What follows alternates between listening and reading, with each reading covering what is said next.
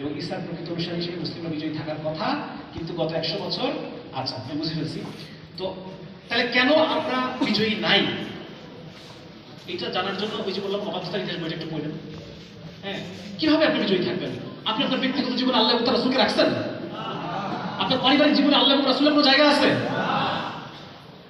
আপনার সামাজিক জীবনে আল্লাহ রাসূলের কোনো জায়গা আছে? আপনি যে রাষ্ট্র প্রতিষ্ঠা করছেন, এখানে আল্লাহ রাসূলকে আপনি বের করে দেন নাই? বুঝলেন কিনা? তাহলে আপনি কিভাবে দাবি করেন আপনি ঈসা আলাইহিস সালামের অনুসারী, মুহাম্মদ রাসূলুল্লাহর অনুসারী? আপনি কিভাবে দাবি করেন নিজেকে? আমি কিভাবে দাবি করি নিজেকে? আমি কি মুহাম্মদ রাসূলুল্লাহর অনুসারী হতে পারছি? আজকে এই ইসলামকে ছেড়ে দেওয়ার কারণে আজকে আমাদের এই অবস্থা। আবার ইসলামকে আঁকড়ায় ধরেন, ব্যক্তি জীবনে আঁকড়ায় ধরেন, পারিবারিক জীবনে আঁকড়ায় ধরেন, সামাজিক জীবনে আঁকড়ায় ধরেন, আল্লাহ তাআলা আবার আপনাকে বিজয়ী করবেন ইনশাআল্লাহ। এবং সত্যিকার অর্থে যারা এটাকে আঁকড়ায় ধরে আছে, আল্লাহ তাদেরকে বিজয়ী করছেন না? করছেন কিনা? করছেন তো, তার তো বিজয় আছেই। কাফেররা তাদেরকে ভয় পায়,